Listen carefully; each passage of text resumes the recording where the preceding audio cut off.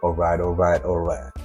Hey there, welcome back to the African Mavericks podcast, where we aim to promote independent thinking and purposeful living. I'm your host, Ebuka Wana, and on today's episode, I had the privilege of chatting with Vivian Ubani. Vivian's story is truly inspiring.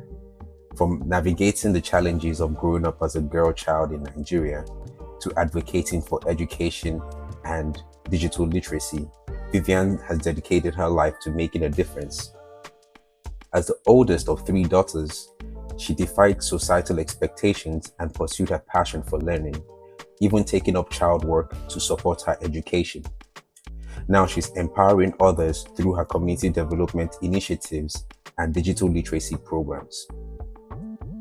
Tune in to hear this remarkable story of Vivian, and I hope you find it as inspiring and insightful as I did. Let's dive right in. Start this. So first of all, thank you. I really appreciate you taking this time to have this conversation with me.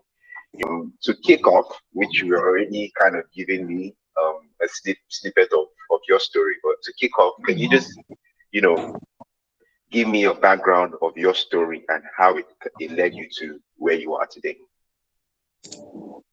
When we talk about this background, I think I'll link it to my desire to change the world.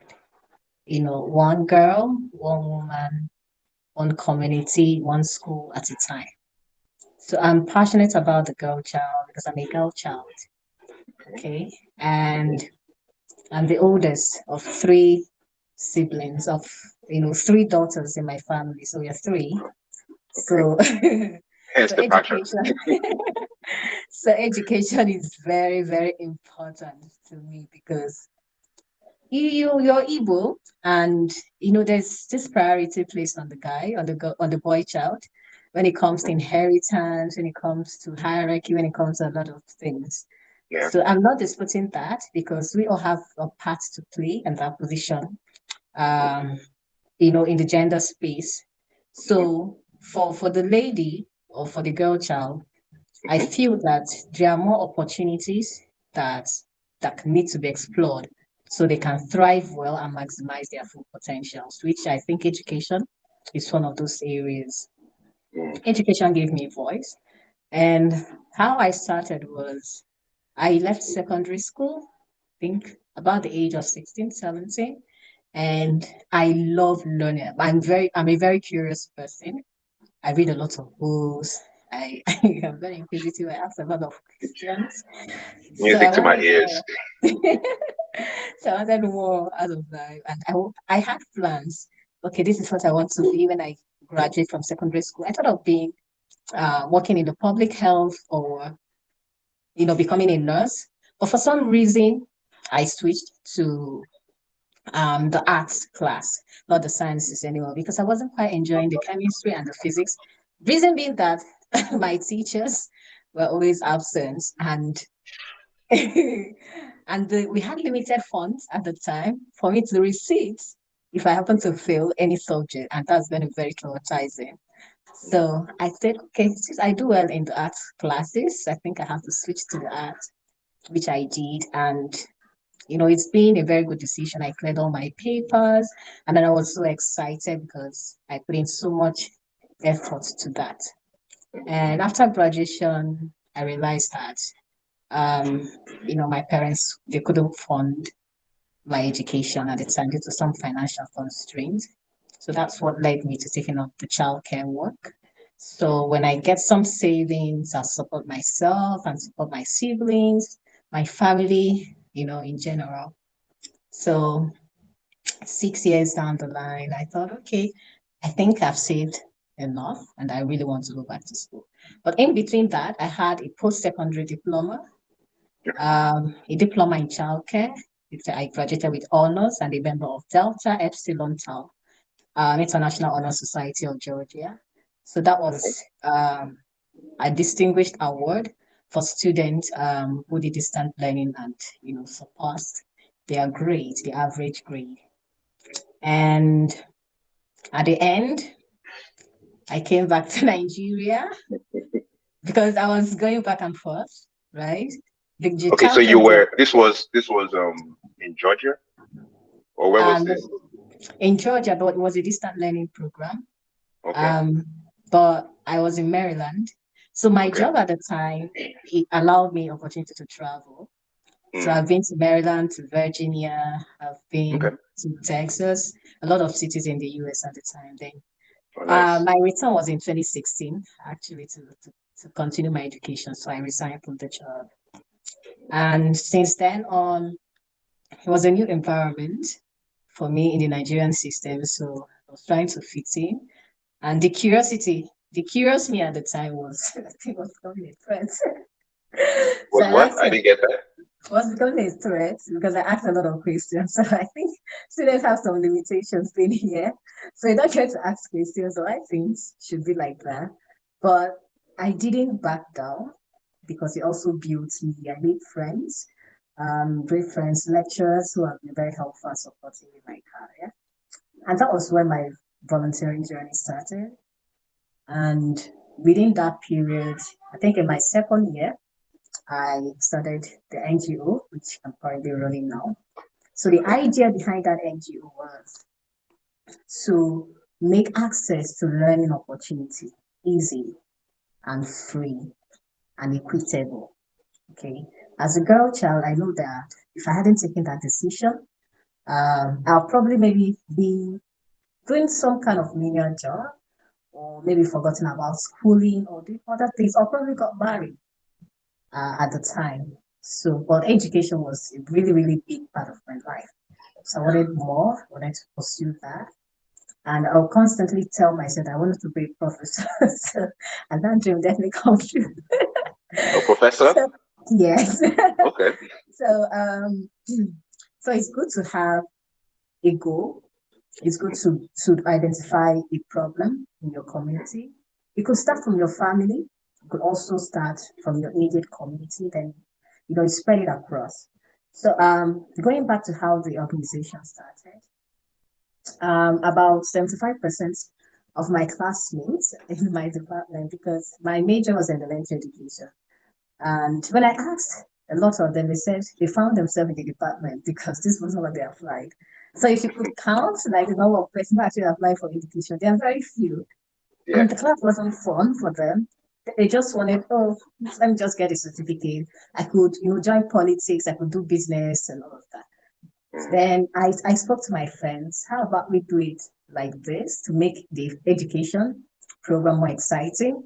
Let's volunteer in community, primary schools, get hands-on experience, teach them, and also know how it feels to be a teacher before we get to be on their level, to have our practical. So, we were five and then we grew up to 10. We did that for like 3 schools in Calabar South. And they wanted us back. Some of them even actually wanted to retain us while we were in school. So it was fun and a lot of things. They began to discover a lot of things about themselves and the passion they have for teaching. And I also shared with them that at the end of your program, you might not necessarily be a teacher. You could be a consultant. You can also be a lecturer. You could be have other career field that's education related, even if you don't want to be a primary school teacher. So it was fun. We did that, together, and here we are from educational sustainability volunteers to educational sustainability and vocational development initiative because we also want to incorporate teachers training and while we are using volunteering as a tool to build pre-service teachers like ourselves at the time, to build new skills, to also help them to understand the need of their communities and how to provide solutions to that. So we've been going from 10 and we've also recorded over 1,200 volunteers in Nigeria and outside of Nigeria. So it's been a wonderful journey for me. And I do not have to reach out to everybody, every community in Nigeria. So this is also achieved through the services of volunteers. So as a girl child, it also gave me a voice that I could be better. And according to research as well, About 95% of intelligence are inherited from the mothers, right? Sorry, repeat that. Repeat that. 95% of a child's intelligence is inherited from their mothers. Okay. Did not know that. So now it is very important to have an educated mother who is enlightened. On an average, it doesn't have to be that much because even my parents did not even have a degree, but they got some level of education and they encouraged us to get one. And so education is very powerful and it's to help you get more access to many opportunities, resources, compete in this global world, and also enjoy or explore other career fields that you find really interesting. So I think that's how I started, and that's how I got here. Such a beautiful story. I love the initiative. Let me put it that way.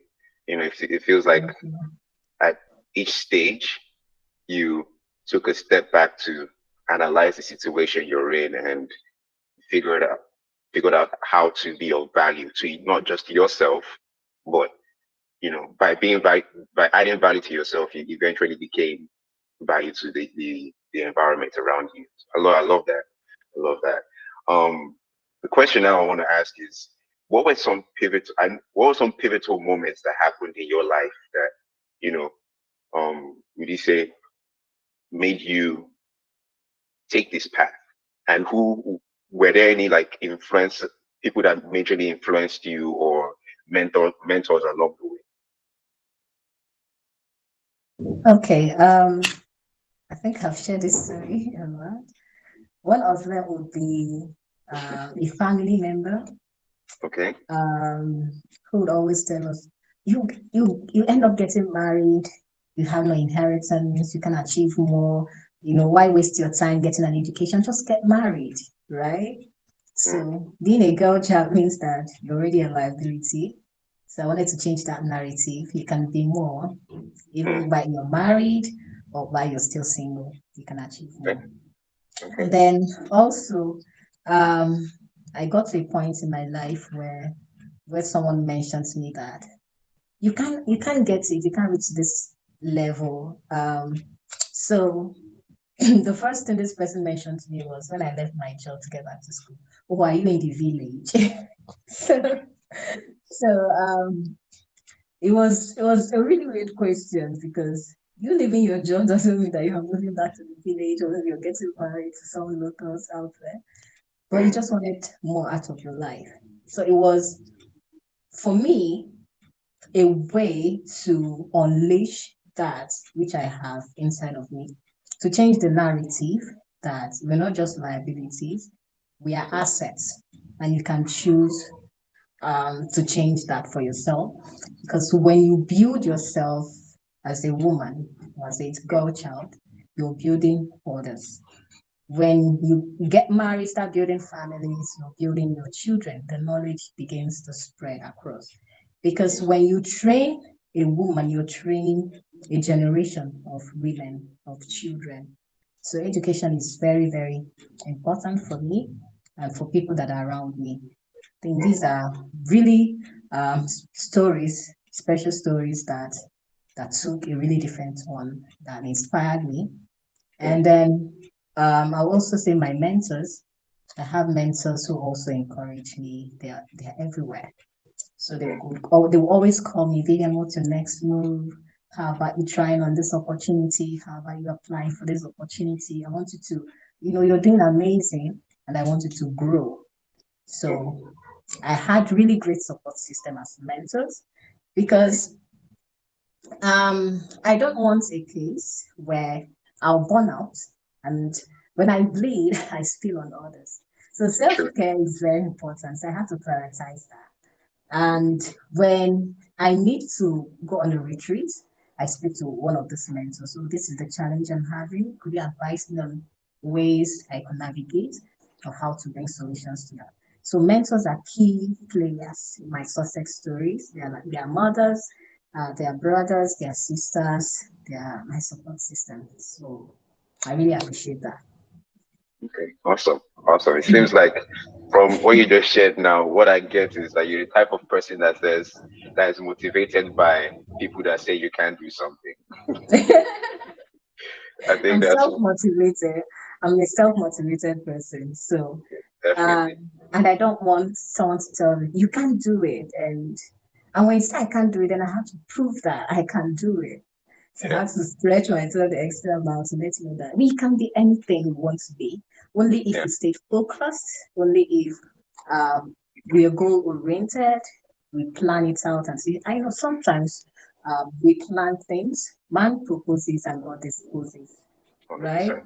So in everything, God has been the number one in my life. I'm Catholic, and my prayer life, I don't joke with my prayer life, from the waking up in the morning to going back to bed. So it's been God, it's been the great support system, it's also been hard work.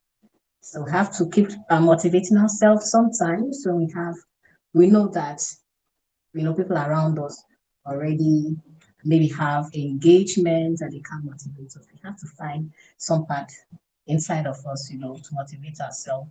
Think about maybe your background, think about maybe your family. Something has to motivate you every day to keep Mm, pushing. So it's true. very important. True. Just speaking of that, of motivation, some what that comes along with is challenges, right? In Mhm. order to keep yourself motivated, um, when you face challenges, uh, what are can you share like maybe some challenges that you've had along this journey and how what you did to overcome them? One of the challenges would be self-doubt sometimes because I get people appreciate the things that I do and they encourage me, they give me accolades. You're doing so much. But when I get back, I don't seem to be doing so much. So, and there are goals that I set. And when I don't achieve that, it just takes me down. If I'm at 100, you get me at zero.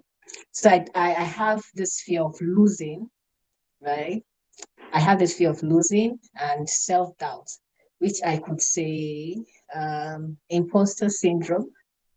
So sometimes I just want to be perfect. For example, for me to have an interview, I have to make sure that the environment is perfect, the lighting is perfect.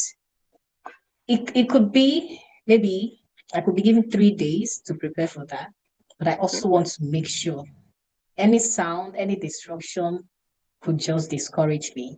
So I Mm. try to make sure that everything is perfect. So perfectionism. I'm sorry, I'm just trying to Where see do you think how that stems? Sorry for interrupting, but where do you feel that stems from? the what? Like Sorry. where do you feel that stems from? The the the need to be perfect or um yeah, just the need to be perfect. Do you think that's how you were born or there's something that happened along the line that, made you always be on your I toes? think I think it's a personality thing Okay. because a goal-getter. When I set goals, I try as much as possible to achieve that goal. Mm, If I have a task and I have a deadline, even if it means staying all night, I have to make sure that that goal is achieved, right? So as a person, I just want to do the right thing. I want to see excellence in everything that I do. I don't like doing things haphazardly or being disoriented or disorganized in some way. And when people are like that around me, I feel very uncomfortable. That's I felt probably the person is just sluggish and just takes so much time doing completing a task. So I'll try to push it. If you're not if you're not helping, then I just have to let go and then yeah. try to tolerate or maybe understand that's your own personality. Yeah. But I can't see someone's personality having an influence in me. Mm. For me, being someone who is smart, fast in delivering tasks and all, and I see myself taking it back. I think that's not me. So I'd rather influence someone, to push on than getting someone to drag me backward as well. My next question though was how do you you had mentioned when you experience a setback or a challenge that it brings you down. How do you handle those setbacks? Like, is there a process or some kind of method that you've devised over the years to help you get back to 100 quickly?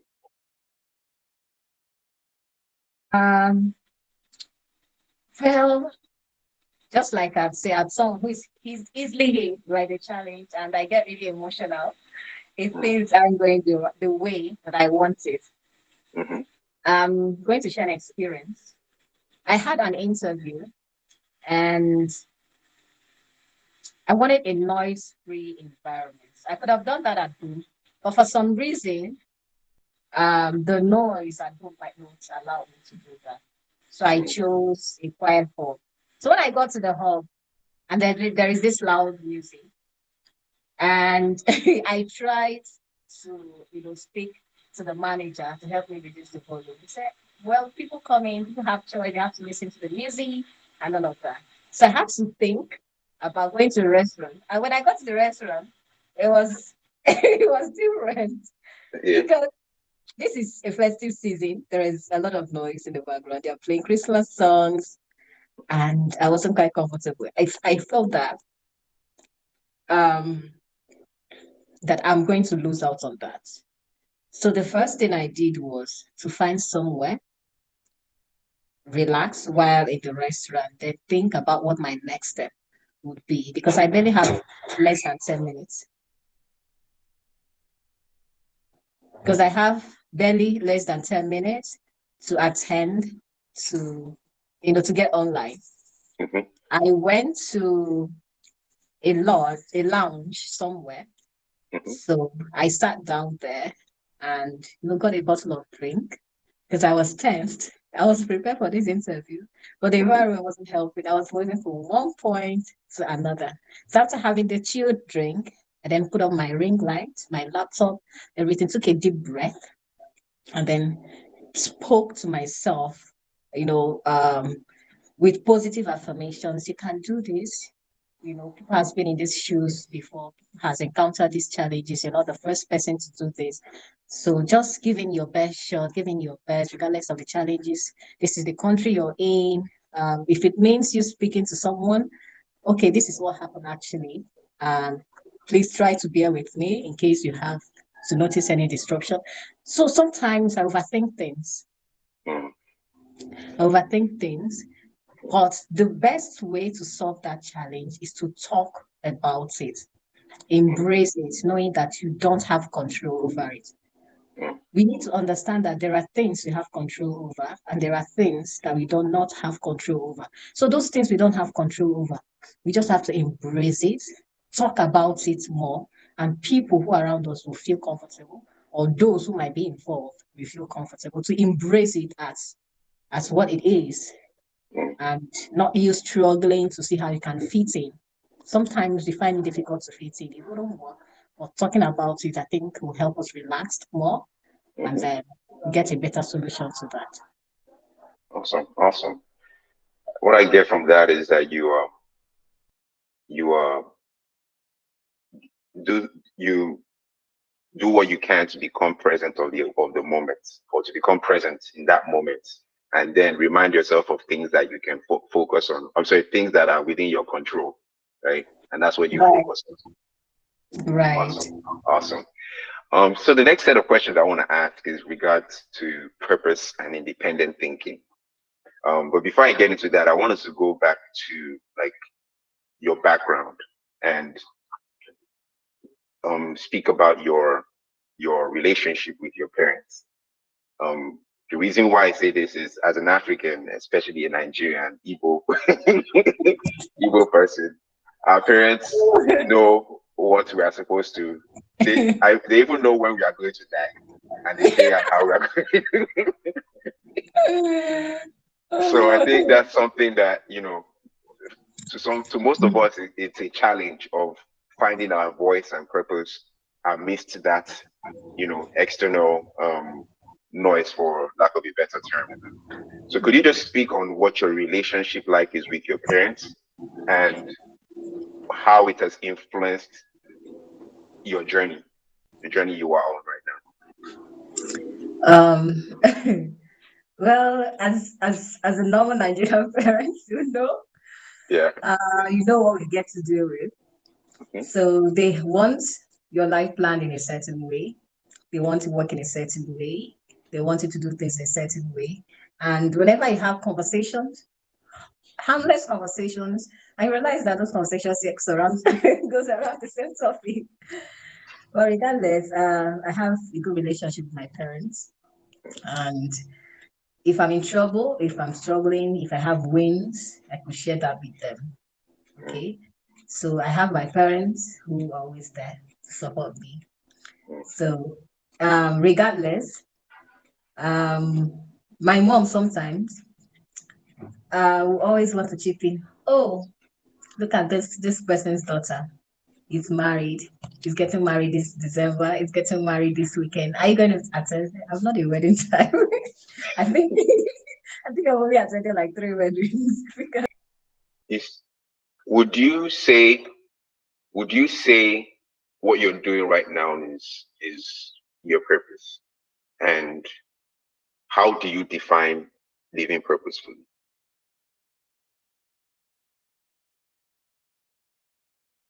You're mute. Living purposefully is, for me, you can have a purposeful living when people who needs you, could be your knowledge, could be your skill, it could be your services, are getting fulfillment from it. Okay. But before you begin to live that life of purpose, you need to discover yourself first.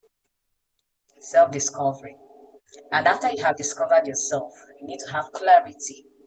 Because when you don't have clarity on what you want and know what you have and what to give back and how to give back, you are not, I don't think, because we are in this life, we're on this earth for a purpose. Mm-hmm. Okay, even the Bible says that God made us to know Him, love Him, and serve Him. So that purpose is why we are here, to know Him, to love Him. We don't see Him, but we see Him through others. To love Him is to love others, to serve them. You're a servant leader. All right? Know Him, love Him, and serve Him. So you're serving Him through others. Because that which you can give to others that they need, you are in turn giving it to God. So that is that purpose. If you understand that you being here on earth is for a purpose, you already know that there is something you have that people need to tap. It could be your knowledge, because your knowledge is a drug that people need to heal. And when you don't share that and bury that talent and keep it and die with it, so did you serve that purpose? Okay. So let what you have be a drug that people need. Every knowledge we acquire, the purpose of acquiring that knowledge is to share that knowledge so that others can have it and learn. That is why people share their stories, share their mistakes, share their challenges and how they navigated so that others cannot make the same mistake. So when you're living a life of purpose, you are serving others, you're solving a need in your community, in your nation, in your home, in the world, and other places you find yourself. I love that. I love that. Two things that got out from it. One is that quotable that you just said, that you said, your knowledge is a drug that people need to heal. Right. That was deep.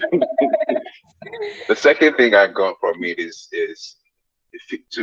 from my understanding, it seems like purpose to you is the end goal for living purposefully is in service of others. Yes, and where you find fulfillment, because that purpose could be attached to your profession, attached to your career. Now, when we are living that purpose, we may not know it. We may live it through our careers, we may live it through our vocation. So why do people go into religious vocations? Because they feel that that's where they find fulfillment. And in that vocation, they serve others. You know, people who give back will tell you the happiness, the joy that comes with it. You've not seen someone who is giving back, who is serving others, and you know, and be sad about it that oh, I'm not enjoying it. So if you're not enjoying it, find a niche, find that area that you find fulfillment, and that's how you know that even when the money don't come, even when the rewards are not there, it's already a part of you. It's a passion, and people are having fulfillments, are deriving something great from you, from sharing that. I love that. I love that. Service of others and fulfillment is what I would summarize that down to. And okay, so it leads me to the next phrase, set of questions about independent thinking.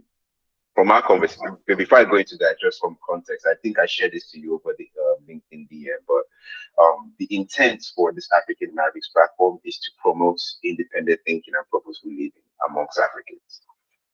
Like I told you, I feel like this is a conversation that we need to have more. If it's being had in other spaces, I love that. But this is just my own little way of adding to that conversation, right?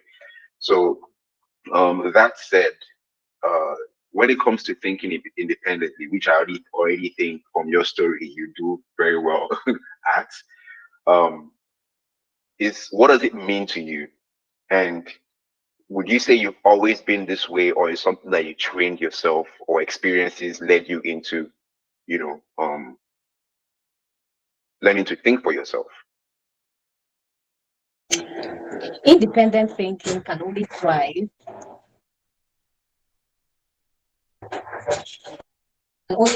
in an environment that will allow it to flourish. Independent thinking will only thrive in an environment that will allow it to flourish. It could be your background, it could be your circle of influence, because your network is your net worth. So if you want to think independently, if you want to have different perspectives to life, who are those people around you in your circle and in your family? So when I left to do the childcare job after I left secondary school, my parents called me in a room and then asked me, is this really what you want to do for yourself?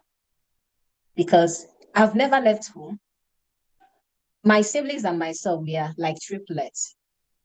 If one wants to go for a holiday, then the other two will go, right? So we end up not spending so much time because our parents will be lonely at home. So I think the highest time we have spent outside of the house around that age was 3 days. So we hardly go to a cousin's house because for some reason we don't feel comfortable staying outside of home. We are comfortable at home, we are pampered. We didn't have much, but we just like being at home. And you can't tell me to go on a holiday and my younger sister wouldn't want to go with me. They want to come. So leaving home at that time was a really, really difficult decision to take. So when the information got to me, my parents, they were already aware, even before I graduated, because the offer came while I was in school. I had no idea. So they said, okay, she has to complete her studies. When she's done, we can ask her if she's really interested in taking this job. So when I graduated from school, they called me in. they share the idea with me and ask for my opinion. That's why I said that if it can only thrive in an environment that will allow it flourish.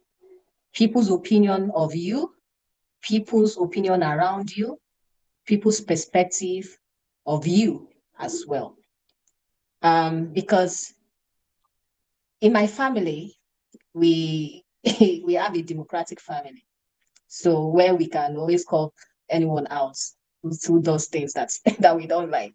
Because even as young as we were, we have sharp mouths. But this thing we don't like. Or my dad say, say that. No, no, no, no, no. It's not nice. It's not fair. So we learned to be expressive as kids, even as we grew up, and there are things we tell our dad or our mom, and they want to reason with us because this time we are no longer kids, we are adults. So they've taken care of us, and this is our time to take care of them. So they've advised us, and we can also advise them. But if I had grown up in an autocratic environment where decisions are imposed on me, you must do this or something, I wouldn't have that independent thinking. My decisions would have been around their opinions and their choices. Sadly, which is what some children face till this day. Your career choices, relationship choices, marriage choices, job choices, and all of that. I don't think it's healthy. So when I make my decisions, I tell my parents, this is what I want to do. And they ask me, are you really sure? I said, yes, I want to take on the job. If I'm not comfortable doing the job, I'll just come back home. So they allowed me go. The first year, I was communicating with them. Everything was going smoothly. Second year, smoothly. And then third year, right? So the conversation has always been there. Even when I decided that I wasn't going to continue with the job, I made the decision myself without fear or favor. Because I'm the one wearing the shoes. I know how it hurts. So I have to take care of myself. I have to plan for my future. Because if I hadn't taken that decision now, I'm not sure if I would have gotten a degree at this time. So independent thinking, we need to learn how to be expressive. Some kids are more expressive than others. That is why in some cases where there is harassment, some will be outspoken and express, tell you how that happened. But for others, they are still trying to find words to explain or to describe how that happens. So these things start from childhood. It's not about being smart or being zealous or that, but it's an important value that should be inculcated in every child. Express yourself. If you're choking, how do you feel? What did you eat? What did you drink? Where did you go? So even when I feel really uncomfortable, I could tell places I've gone, what I ate, and what actually had that effect on me because I could trace it and I can express myself. So the moment we begin to develop strong self-awareness of ourselves, our environment, and having a community or a family or a background of people who support us, who allow us to express ourselves, will thrive very, very well. And will have that independent thinking that we all desire. It's a great answer. I love the self-awareness. I also love the fact that you understand that independent, your ability to think independently actually is dependent on the environment that you're in. I love that because even whether or not the environment is would I say positive or negative, but your awareness of the environment allows you to,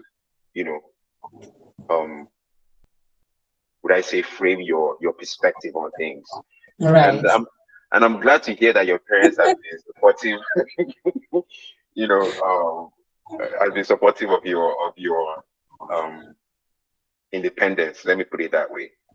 But it's not Right. a lot. It's not a lot of Nigerian parents, Igbo parents to be exact, that are that way. You know, my own personal experience. My parents have weren't that way. My dad and mom. My dad particularly, he was a very strong Igbo man, and his story is that he basically became the beacon of the family. So he Mm, started he started from nothing and became something. And right. as an Igbo man with such an experience and background, it's hard to Convince. it's hard to communicate because he knows that. But Yes, with I understand that the Igbo parents, so they want but with things some done certain ways. sorry, So, yes, I understand that about our Igbo parents. So they yeah, have strong ties to their yeah, lineage. They have strong ties to the ethnicity. So yeah, it's still good. yeah. It's So let me ask, speaking of environment, right? Um, how do you cultivate, because you are doing a lot of community development in projects, right? I think from my understanding of your story, that's an area or space you want to make an impact um in the programs that you've run so far. How do you encourage or create an environment that allows for independent thinking and living purposefully? Is that a message that you're intentional about sharing? yes, to encourage independent thinking. Um, I encourage that during maybe global calls when I get to speak with volunteers or Okay. ambassadors representing our organization. Okay. So, um, using meeting timing, for example, I could place out like three different times because we're all in different time zones, Okay. three different times, 3 different days. Now I allow them to make their choice and then why. All Hmm. right. So when you begin to gather those opinions, you don't, as a leader, you don't have to just fix a date. I want you to be there. I want to see everyone. They all have engagement. Some of Hmm. them could have families, some of them could have other things going on with their lives. So those activities does not revolve around them. Hmm. So as much as it's a volunteer program, we want to allow them have their own opinion. I love feedbacks. Okay. At the end of every cycle of our Global Education Ambassadors Program on Digital Literacy, I send out a feedback form. How was the program? Would you recommend that to other people? How's the curriculum? And what did you learn from the program? What would you like? What advice would you like to give to ambassadors or volunteers that will be coming next? Hmm. And in what way do you want to serve our community? So that way you get to hear them express themselves. Hmm. So independent thinking, you should create an environment where you respect everyone's opinion, when you respect all voices, regardless of age, gender, religion, tribe, ethnicity, or whatever. So I give everybody equal room, right, to express themselves. So I also give them a task. Think, what do you think about, like maybe for the graphic team, what idea or what topic would you want us to initiate for our next maybe onboarding events or another global call or training? Would you like to be trained? In what area do you want to be trained? Because I'm not just the only reservoir of knowledge. I want to learn from people and giving that opportunity and a platform for them to share is a goal, is a win-win for both parties. So Awesome. the environment has to be non-toxic. It Hmm. shouldn't be, controlling. I'm Hmm. not saying I'm the best. Sometimes I just feel like, okay, I think I'm doing so much and I'm not getting the best result that I want. Should I give up? Should I continue? But somehow something just keeps pushing me because that's the passion there. Hmm. Because if I wasn't an educator, I'd probably be in the health sector. Hmm. so so these have always been a part of the health, save life. So during my NYC program, I was at the Red Cross. I had a license, first aid license. Okay. So the childcare work, getting the licensing and other credentialing that would help me work in schools, in home, and in other environments. It was also one way I'm helping humanity. So I find fulfillment in that. And that's one way I feel we'll have that opportunity to think independently, know what we want. You can also go in isolation, ask yourself, what do I want? Shut yourself off from the voices. Because I know that there's a lot of pressure right now. If you go on LinkedIn, there are a lot of professionals, and sometimes you get to ask yourself, am I doing so much? Have I just been left behind? So what could I do to catch up? Because you see people, you see updates, you see a lot of things. And if you're not someone who has built your self-esteem that much, you begin to feel pressured. You want to fake things that you're not. You want to build a different brand around yourself. Yeah. Or you go on other social media platforms, you see people, there are a lot of congratulations. There are a lot of congratulations, but none is coming from you. Are you doing something wrong? So the thing is, for your mental health, you could just turn off the notification from those people and channel your energy on building yourself. 100%. If you notice there is something that's making you uncomfortable, making ask questions about your existence, making ask questions about not doing so much or not doing well, you might end up twisting your career choices around those people's instead of focusing on building your own. So shutting the noises can help as well. So you can make an independent decision about yourself. I love that. I love that. It just makes me think of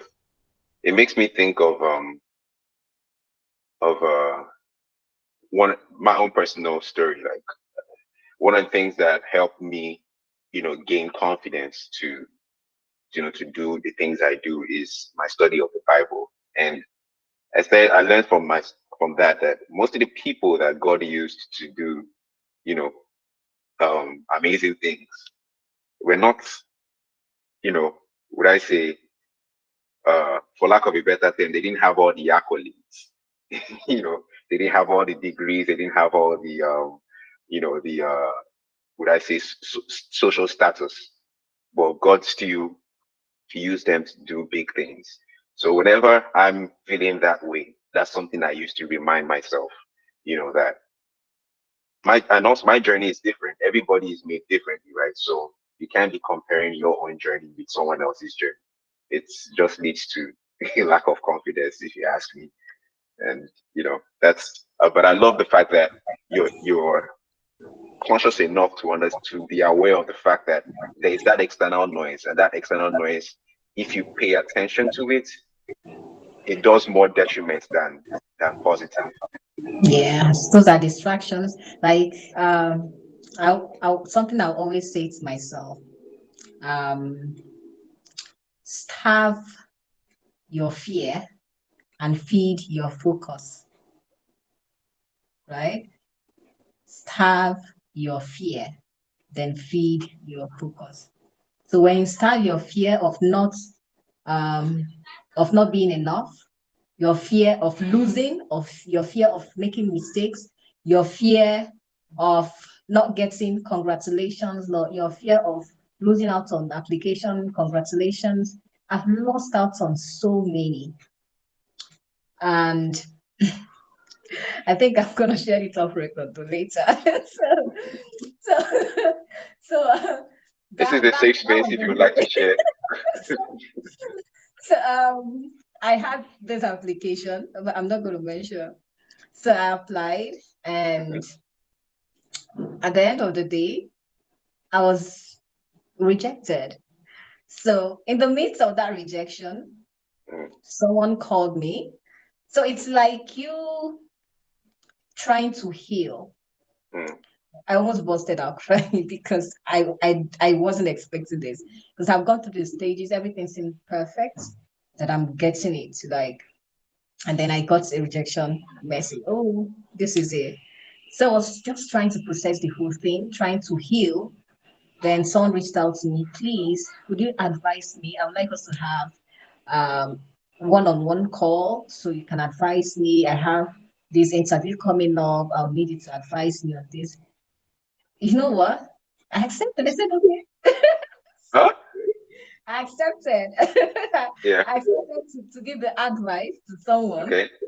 And not that I mean, I wasn't fit in that situation, but the person needed that urgently. Mm-hmm.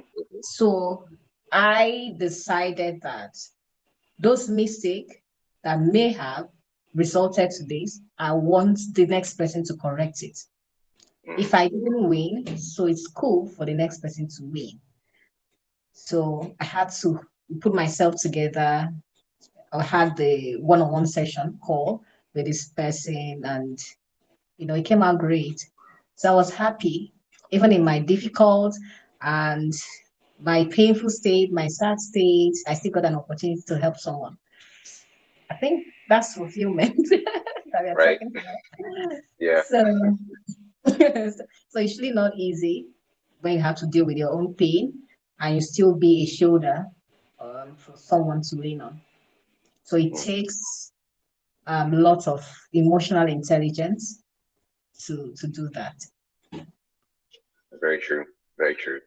I think this leads into the next set of questions I was going to ask about, insight, perspective change, and lessons you've learned over time.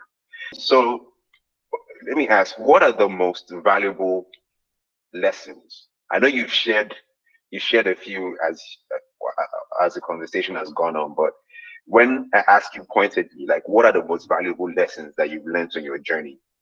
What are like the top 2 or 3 that come to mind?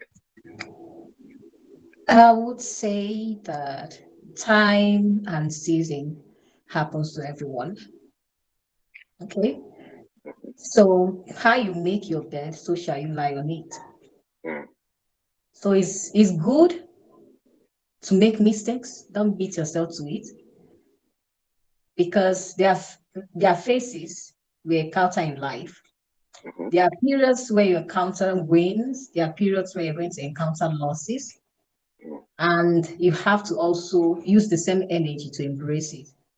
Mm. Because one, it comes with experiences, it comes with lesson, and it also a building block to become a successful person or have a successful goal. Mm. So when I look back and I'm asked, would you still repeat the same thing you did in the past? My answer will always be yes. I don't regret anything because those experiences have molded me to who I am today. The decisions that I make, the choices that I make, because sometimes people don't know or have that at the back of their mind that they must deal with their consequences. They Mm-hmm. think that these consequences, someone else will have to carry it. Mm-hmm. So life is full of consequences. So what consequences would your memory be proud of in the nearest future? What are those consequences that your memory will be proud of? So for those in the health sector, they will tell you that 80%, right, of the things we put in our mouth will determine how well, how healthy, and how we're going to live on earth. And then 20% of exercise. So are you proud of taking those things that have side effects or have consequences? And would you be proud of that in the future? So when you see your 60-year-old mates who are fit, strong, have abs here and there, and you don't have to feel sad when you have your pork belly dangling everywhere. So we have to make some life decisions, and we must know that no one has the right to change who we want to be. We can do that by ourselves. And how that reflects on us is based on the decisions that we make for ourselves. the life choices, the independent thinking that will lead you to a narrow path or to a wider path in life. So we should choose wisely, ready to face the consequences, set smart goals, and stay focused at achieving it. Because distraction will take a whole lot from us. So we have to keep our eyes on the prize every time. Spoken like a true type A. I don't know if you noticed the smirk on my face when you said set smart goals. That's like one of the first, because I used to be, I would say I'm a recovering self-help addict. Like I used to read a lot of self-help books, Okay. The most I read in 1 year, which I'm proud of, like it's something that my memory is proud of, is I read 26 books in 1 year. That's the most books I've read. All self-help. And one of the first things I learned was setting smart goals. Till today, I don't know how to set. I have an idea of where I'm going. I put that idea down on paper, and every day I just lay one brick towards that. But as far as like setting smart goals, like have an end goal, I mean, like specific, measurable, attainable, realistic, and time bound. Nah, I don't. And that's something that I hope someone can help me with. I feel that you're seeing it in an ambiguous way. And these are things we do on a daily. Okay, let's say, for instance, you wake up in the morning and you say, I'm going to go to the grocery store, I'm going to go to maybe the clinic to see the doctor, I'm going to make this delivery, I'm going to run the sprinting, I'm going to do this. So now you have like 5 things you're going to do, and you know the timelines for each of those things. So you know that going to the grocery, would the grocery store be open like around 8 a.m.? Then would the printing company be open? So you set times for you to go and achieve those goals for the day. So when you achieve one, you just cancel it, done for today. So that's how these things work. If you're starting today, you want to apply for a scholarship, apply for a job, said, okay, I'm targeting at applying to 5 jobs. Start small, right? But when you begin to set outrageous goals that are overwhelming, you see that not even 1 or 2 of those goals will be completed within the day. Yeah. So be specific, be sure that it's measurable. Like I'm working on a scholarship now, and I said today I'm going to complete it, set it, and then make sure that my research proposal is ready so I can have it sent out tomorrow by God's grace. So these are just little things you have to do from the corner of your home. So when you're able to tackle those, the bigger ones, would not be a challenge for you.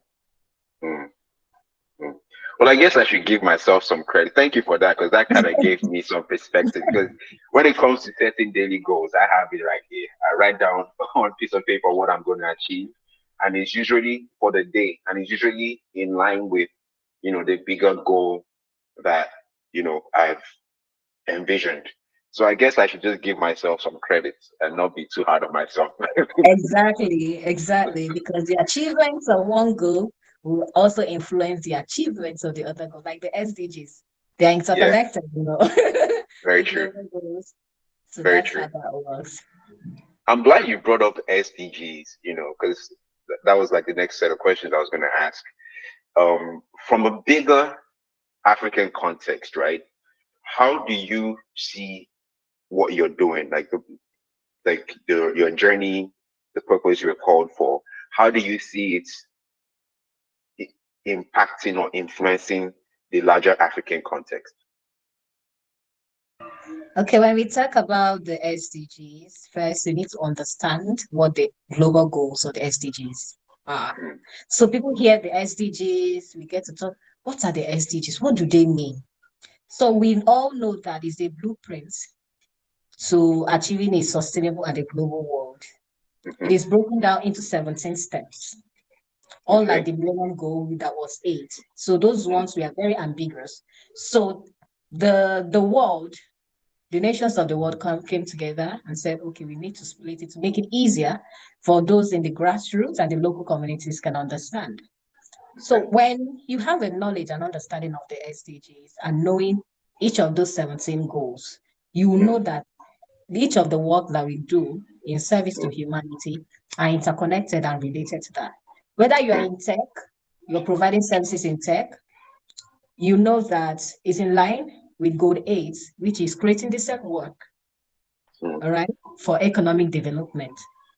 When you're giving education, is goal 4, the SDG goal 4 of the United Nations, quality education.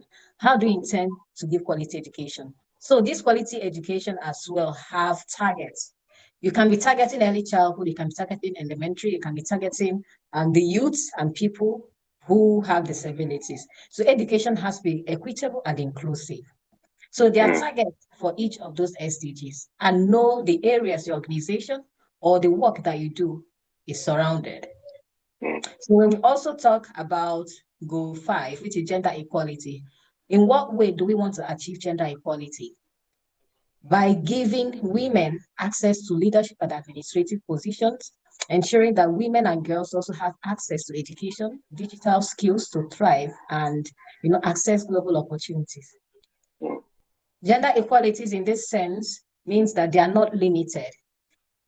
Whatever that affects women and girls, both in public health, sexual and health-related, gender-based violence, harassment, and all of that, women should be put into consideration and protected. So each of these SDGs and goal 17, which is partnership with all goals. How can we achieve all of these goals? Is through collaboration and partnership with private and public entities, civil society organizations, government agencies, ministries, departments, non-governmental organizations, non-profit. It only thrives when the global, the national, and those at the local level are collaborating and partnering together to see that this is achieved. Now, the ongoing crisis, which is the climate change, is affecting all, right? We may not have that much of an impact. Just recently, you have experienced tornado, I think, in North Carolina. Yeah, tornado in North Carolina, I think a couple of days back. We don't experience those kind of climate disasters, but we can't say that they don't affect us. So whatever industries, whatever companies, organizations that are involved in emitting those gases into the environment need policies need to be prepared to see how that can be controlled. Funding should be released. And these companies, they are fighting the government. They are, making it seem like it's not a really big issue when lives are lost, properties are lost. And in Nigeria, as of last year, between September, we had the largest flood which Nigeria has ever experienced that wiped a lot of lives and properties. These are the crises we get to see. And they're also enshrined in the SDGs. So when I mentioned that the influence of the achievements of one SDG has the potential influence in the achievements or attainment of the other SDGs because they are connected. If you want to get quality education, the environment has to be safe, protected, and free of those climate crises, right? And if you want to have good learning among your students, then there should be available of food, right? Good meal, good health and well-being, which is goal 3. They have to eat good food. They have to be fed in schools. What provisions are available? Now we have to also address poverty. How can we address poverty and control that? Because people need skills and people need education. They need to be educated on getting those skills. And when those skills are acquired, then there's availability for decent jobs and in turn, economic development, which is goal 8. So these SDGs are blueprints. When we understand it, we know that no one will be excluded. We are all involved in this in one way or the other. So we have to join campaigns, create awareness on this so that we can make our world safe for the betterment of all of us. Oh, you definitely know your stuff. I wrote down on my paper, research SDGs, because yeah, if I'm going to, if I believe, I mean, with the impact I intend to make, I have to be knowledgeable of the problems that exist. You know, Right. have a better understanding of the problems that exist. And, you know, your Right. answer just pointed me to go research my SDGs. So I'm going to ask you, we're going to get into a few fun questions. But before we do that, let me just ask you one last question. Actually two. Okay.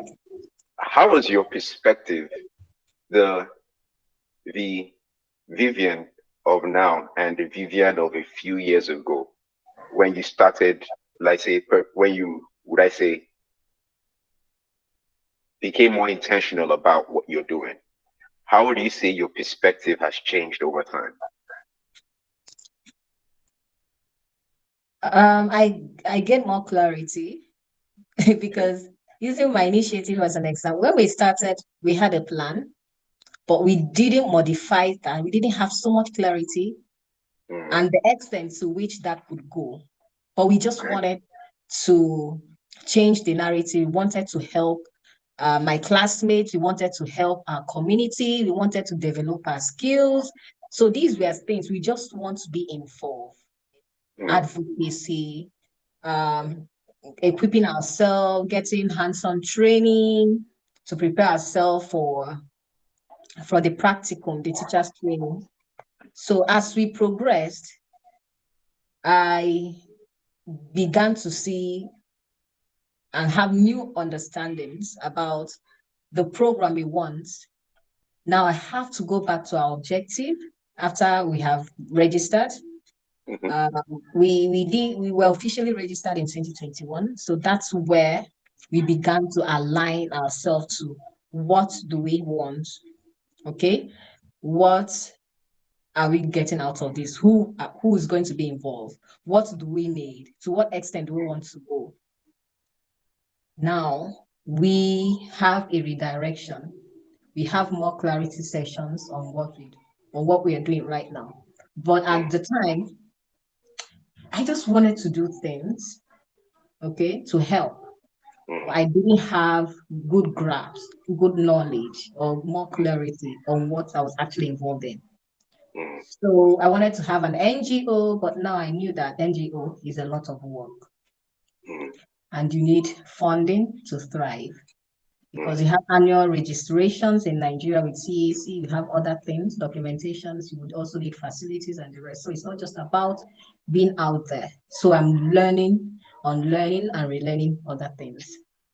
Wow. So the Vivian of many years ago is that excited Vivian that just wants to jump into the social development space and do something. But now I'm having more understanding and more matured, getting new experiences, working with other organizations, which has really helped me. Because if you want to grow, if you want to go further, if you want to thrive, you need to collaborate. One, you also build knowledge on what you want. Also build connection with people who are already in the field. And that way you learn and you grow from there. Mentorship is not out of it as well, because it's also something we do in our organization. We engage in advocacy. We provide mentorship, teachers training, empowerment, and vocational training, right? To see how people can have access to global opportunities. And one way we are doing right now is through the digital literacy programs, which is currently ongoing. So I'm still learning and relearning new things. I love that. There's more clarity now, and the clarity comes with the learning process. Right. Okay, so my last question before I go into some fun questions. The slogan for the African Mavericks platform is "Bet on your truth." when you hear that phrase, what comes to mind? Like, Best how would what? you to bet on your truth? Bet on your truth. Yes.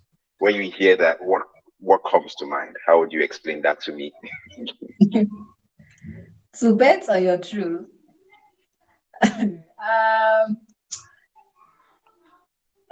Is it like a truth or dare? What comes to mind? I'm just curious to hear what comes to mind. So okay, betting on your truth for me means that giving your truth a shot, even when no one believes you, even when people think, oh, it's crazy. Like I always say, feel free to make mistakes, embrace mistakes. People run business, they start business and they fail and they don't beat themselves. All right. You have great people. You see Jeff Bezos, you have so many of them who failed at so many businesses. So when you begin to listen to what people say or think about, you begin to define yourself.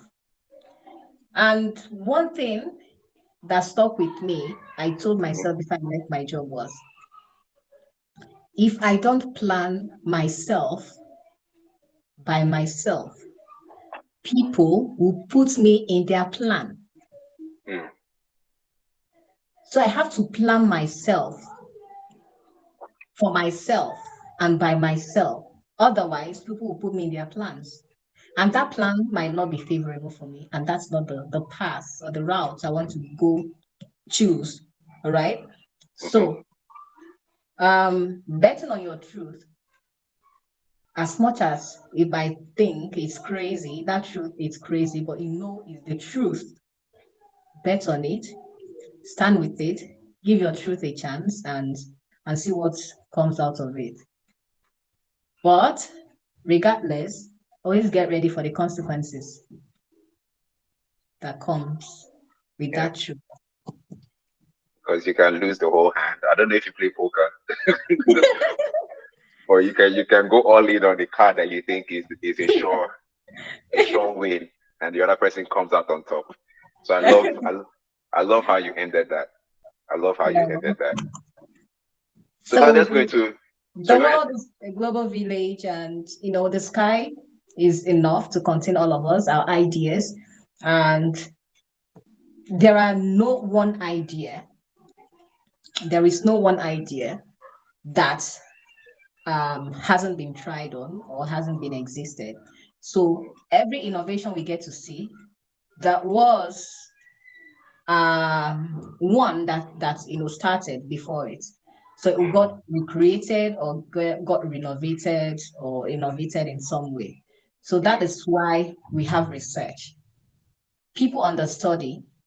People do research not because they own the idea, but because there was an existing idea and they thought it's something that had to be understudied again to see better ways to modify or to redefine that for better recommendation, because our world is constantly evolving.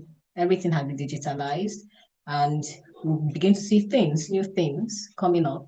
So we do research on how to modify an existing idea, an existing prototype, or things that are already in existence to meet the need of the current situation. Love that. I love that. And the fact that you mentioned that the sky is enough for everyone, I honestly do believe in that. I honestly believe there's enough to go around. Absolutely, there's enough. Yeah. So let's go into a bit of some, unconventional fun questions. Okay. To round up. So I hope I don't turn off my camera. it's not anything crazy. It's you to think outside the box. Okay. So if you could describe your life journey so far in 3 songs or in 3 maybe pieces of art that you've seen, what would they be? 3 songs, 3 pieces of art. Art in what sense? Just any art, maybe like, or let's use fruits in 3 songs or 3 fruits. Okay. Songs. I enjoy listening to music. I enjoy listening to songs. But now to put my head around one particular song that describes me, There's no right or wrong, guys. So it's just I know what I just want to hit the right for fruits. What would that fruit be? From the sour taste, having the sour taste first, and then having a sweet taste later. Balumo. They're terrible about the ones. Those ones that hit that they hit you right off the rip. But after a while, be like you'll be finding yourself eating the back self. Right. So, do we have fruits that have mixed taste, a blend of taste? They're usually one taste. Mm, kiwi? Mm-mm. I wouldn't say orange is too sweet because it didn't start off sweet. I wouldn't say apple, just there. Um, plum. Plum is not too sweet. Mm. I think apple. I would say apple. Okay. I would say apple. Because the unique thing about apple is that it's the journey may have broken me, and I still have enjoyed the impact that it came with. I became more matured. I became more matured. I became more tolerant. I became um, independent Okay. in handling self, career, and other aspects of, including family as well. So I think apple would be that unique fruit. Okay. Because we all have unique journey, and it's not always rosy, it's not always sweet, but apple is just has its own unique taste. It's just there. Okay. And I like you that. want to eat, enjoy it. And every bite you have, you want more. Okay. Yeah. So that's like learning, evolving, relearning, building. You want to do more. What you've learned, you want to develop on yourself again. You want to explore life. You want to live at the moment and embrace the moment, with what it has to offer. So I don't know if I make the right choice, but I think apple. It's the explanation is what makes sense. The fruits, you could pick any fruit, but it's the explanation behind it that makes sense to me. And I think you gave a awesome explanation to your choice. Next question. Imagine if your life was a book. What would the title of this current chapter be? Okay, the title of this current chapter.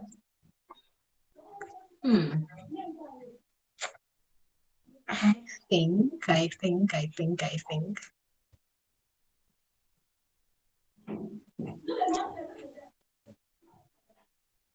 Mm,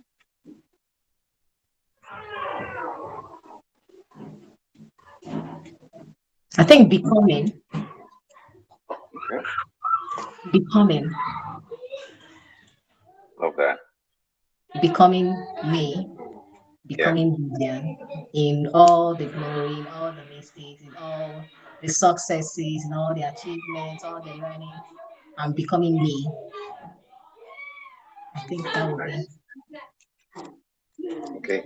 Another question. If you could send a message back to the younger Vivian, in 3 words.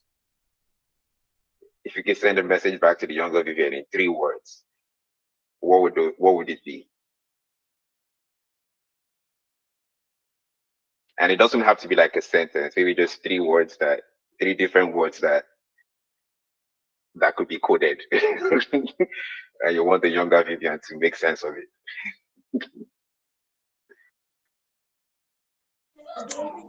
Be your own motivation. Okay. What are 3? Is it 3?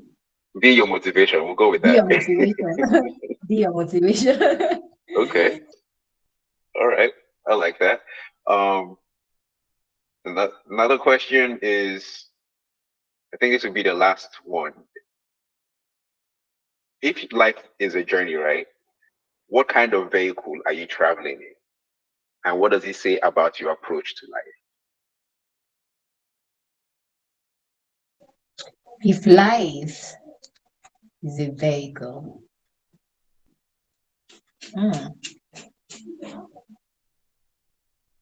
So if life is a journey, what kind of vehicle are you traveling in? And what does it say about your approach to life?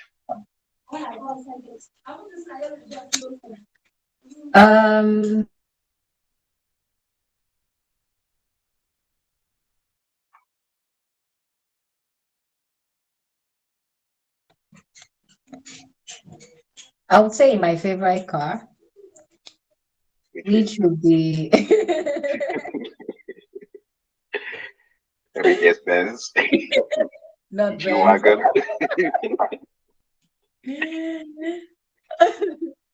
I would say my favorite car, which is BMW. Okay. I love that.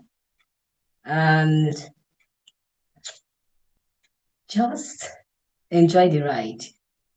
The twists, the turns, the faces, the bumps ahead is what makes the destination. Because without those turns, without those twists, without those turns, without those traffics, sometimes you get stopped by traffic, right? And then you continue your journey. It's like a pause. Taking a pause when you need to, but do not stop entirely. When you take a pause, continue with your journey. That pause could mean retreat, rejuvenating, refreshing, advising yourself, taking a step back to know why you feel that some certain things, and then continue again with the journey.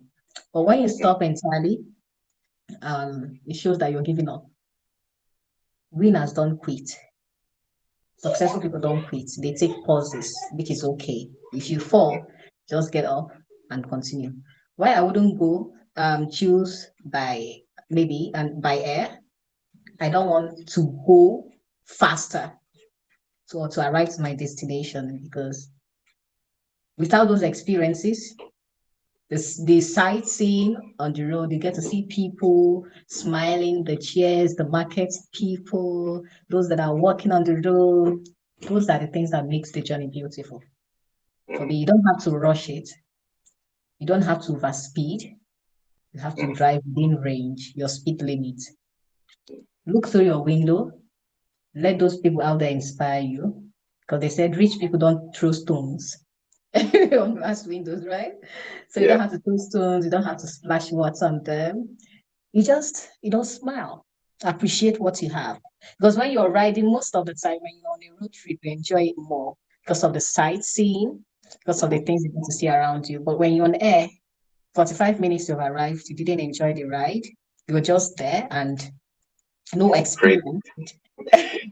Pray to God that you land safe. Yes, because there's a saying that goes, when you go alone, you go faster. When you go together, you go farther, right? So in this case, choosing a car means people around, you have a driver. You might not be the one driving, you have friends, and you see people out there whose life, mistakes, error can inspire you to correct your own. When someone in front and takes the wrong turn, you will not be that that's careless to choose the same wrong turn. You choose the right turn because you know that when you choose the wrong turn and beat the traffic, there are consequences that comes with it. Yeah. So as you're driving, you're learning lessons from people, over speeding, those who are not walking on the pedestrian bridge or the sidewalks or whatever. Embrace it, that moment, enjoy the journey, and learn one or two lessons as you journey on. And before you know it, we all get to our destinations. It depends on how you arrived and what you experienced before you arrived. We all have different experiences that are unique to us, and there are different lessons that are also unique to that journey. So you choose wisely. It's like for those who are going for studies right now, oh, I want to go for studies. I just want to, leave Nigeria. I want to just jump back. At the end of your program, what plans do you have? And then the the reality will hit because the stipends are not coming anymore, and you have to go back home, or you have plan Bs at the end of your program. So reality check. Plan yourself. It's not about going, which country do you want to go to? What destination are you planning on? European country or not European countries? What are opportunities there? What are the tax rates? What are the billings? What's locations? What's the weather condition there? So these are the things we plan. But some people just want to japa. So that's why I said that this like two different people want to go to UK. One already has plan, did some research, weather condition, the bills, the rent situation that differs in another location, but the next person didn't do that. So one will thrive better, knowing the environments and still arriving to the same destination, but the other one will still arrive the same destination but will not thrive. So you have to choose your vehicle well and make your research. Otherwise, the consequences will still wait for you. You have this thing about consequences. But I like the fact that you'll be the journey though you're going to be riding in your favorite car. So whatever the consequences are, you're still in your favorite car, enjoying the journey. Right. So that's for the sake of the podcast. Those are all the questions that I have for you. I really appreciate the time. You know, we've gone way longer than we expected, but I do appreciate you taking the time to, share your story with me. It's been very educational for me, particularly. I had took down some notes as you may have noticed. So there you have it. You've come to the end of the conversation. Pretty insightful one, right? I hope you're able to get some value from it. And if you did, please go ahead and like the video, share your thoughts in the comments, or subscribe to the channel. And most preferably, I'll ask that you share this with a friend, because I believe that's one of the best ways this channel is gonna grow, by word of mouth. So if you got some value, please share this with a friend who you feel would appreciate this video as well and the conversation. And thank you as you do, and until the next time we see, I wish you more life and more blessings.